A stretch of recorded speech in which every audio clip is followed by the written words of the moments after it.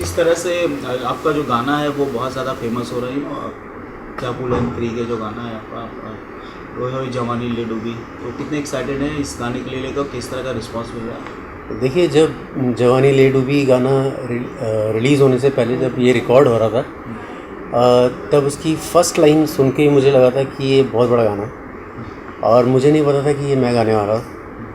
तो नेचुरली गाना रिकॉर्ड हो गया, रिलीज़ हो गया और वेल रिसीव्ड, सब लोग सुन रहे हैं और इतने अच्छी तरह से सुन रहे हैं। मैंने कई बार रास्ते में लोगों को गाते हुए भी सुना है ये गाना, तो एक्साइटमेंट की हद है।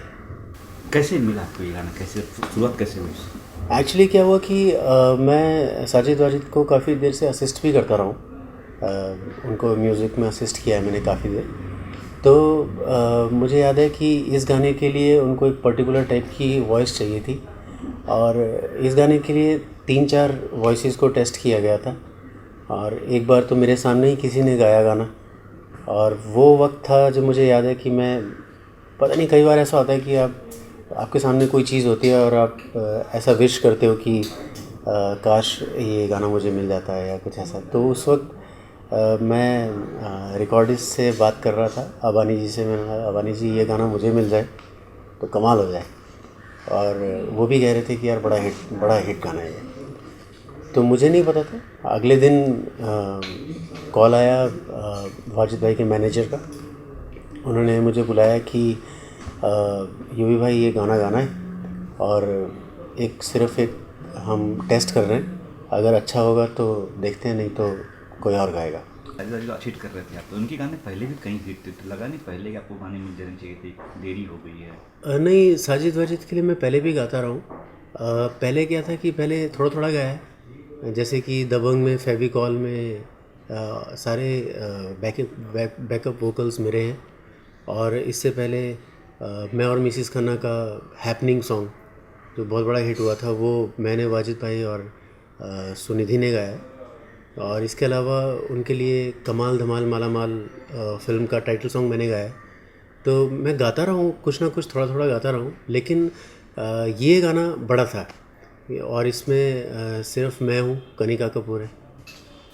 कैसा नेचर है साजिद वाजिद जी की बात करें तो कैसा नेचर है उनका? जब स्टूडियो में होते हैं तो अमूमन दिखते हैं कि बहुत काफ़ी फ्री है, बट जब स्टूडियो में होते हैं तो कैसा है वो? देखिए, साजिद वाजिद का एक बहुत अच्छी बात है कि वो बहुत ही फ्रेंडली हैं और लेकिन वो काम के बहुत ही ज़्यादा क्या कह सकते हैं आपकी हार्ड वर्किंग लोग हैं। और वो काम में किसी भी तरह का मजाक या उल्टी सीधी बातें बर्दाश्त नहीं करते। तो जब वो काम करते हैं तो सिर्फ काम करते हैं। तो मैं उनके साथ बहुत देर से रहा हूँ, तो वैसे वो बहुत फ्रेंडली हैं। भाई की तरह आप उनके साथ कोई भी मजाक कर सकते हो। और वो मतलब मुझे सिर्फ मुझे नहीं, किसी और भी उनके यूनिट के या उनके आसपास के लोग, दे आर वेरी हेल्पफुल और मेरे लिए तो हमेशा ही रहे। रिकॉर्डिंग के टाइम पे कोई ऐसी बात जो आपको याद रहेगी?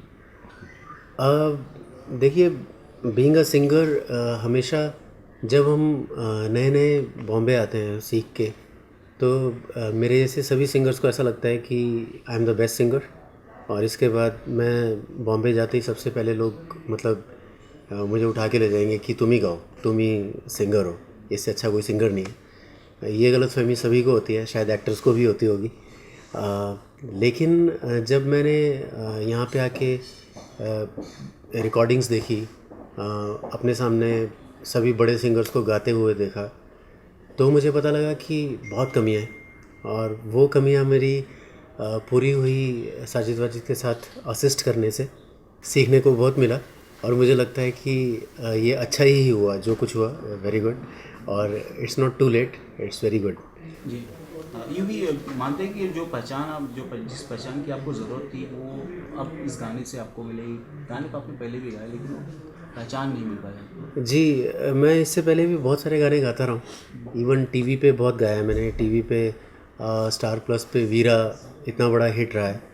तो वीरा के सारे गाने मैंने गाए हैं। ओ रब्बा तो it was a phenomenal hit, TV पे उससे बड़ा हिट गाना ही नहीं है इस वक्त। लेकिन जो एक हर सिंगर की, हर आर्टिस्ट की एक दिली ख्वाहिश होती है, इच्छा होती है कि कुछ एक ऐसा गाना मिले जो बच्चे बच्चे की ज़ुबान पे आ जाए। तो जवानी ले डूबी, क्या कूल है हम 3 का वो वाला गाना है। तो ये सिंगर बनने का मतलब चस्का कब से लगा, कैसे कीड़ा कैसे कब से? चस्का नहीं कह सकते। देखिए, सिंगर्स और एक्टर्स ना पैदा होते हैं, वो बनाए नहीं जा सकते।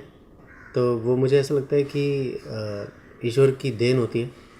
जब आप किसी गाने को समझने लगते हो, सीखने से पहले की बात कर रहा हूँ, कि आपके सामने कोई गाना चल रहा है और आप उसके ऊपर थिरक लेते हो, आप उसको कॉपी कर लेते हो, ये एक वो निशानी होती है जिससे कि समझ आता है कि आप सिंगर बन सकते हो।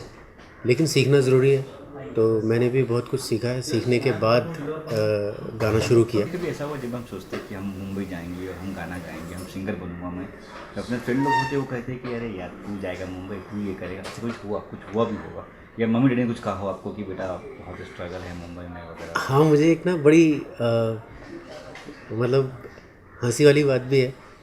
मेरे बेस्ट फ्रेंड्स, जब हम लोग कॉलेज में पढ़ रहे थे तो मैं रियाज़ करता था तानपुरा लेके, तो वो बहुत दुखी होता था। मेरा एक फ्रेंड था, वो बहुत दुखी होता था वो, क्योंकि सुबह सुबह 4:30 बजे उठ के मैं उसके कान के पास गाने लगाता था।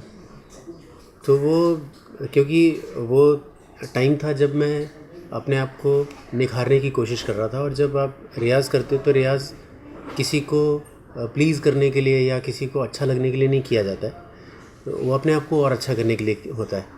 तो उस वक्त बहुत सारी गलतियाँ होती हैं, तो वो सब गलतियाँ वो सुनता था। और एक दिन ना उसने बड़ी हिम्मत करके मेरे को बोलता है, यार तेरे को लगता है कि तू सिंगर बन पाएगा? तो मुझे वो बात अभी भी याद है। और कुछ टाइम बाद जब मैं एक्चुअली सिंगर बन गया, तो वही दोस्त था जिसने मुझे ये याद दिलाया कि याद है मैंने तेरे को ऐसा कहा था। तो ऐसे वाक़े हो जाते हैं। तो किस तरह के गाने आप पसंद कर रहे हैं अमूमन, जब कि हाँ कि कोई फिक्स हो गया हाँ चलो रोमांटिक? देखिए, मैं क्लासिकली ट्रेंड हूँ। मैं इंग्लिश, हिंदी, किसी भी तरह का कोई भी गाना गा सकता हूँ। तो डिपेंड करता है कि मुझे गाने कैसे मिलेंगे। अभी तक मुझे तड़कते भड़कते गाने मिले हैं, तो जिसमें कि मुझे नहीं लगता था कि मैं बहुत अच्छा गा पाऊँगा, लेकिन फिर भी लोगों को पसंद आ रहे हैं। तो मुझे लगता है कि ये बहुत अच्छा एक जॉनर है जो लोगों ने पसंद कर लिया है मेरे आवाज़ में।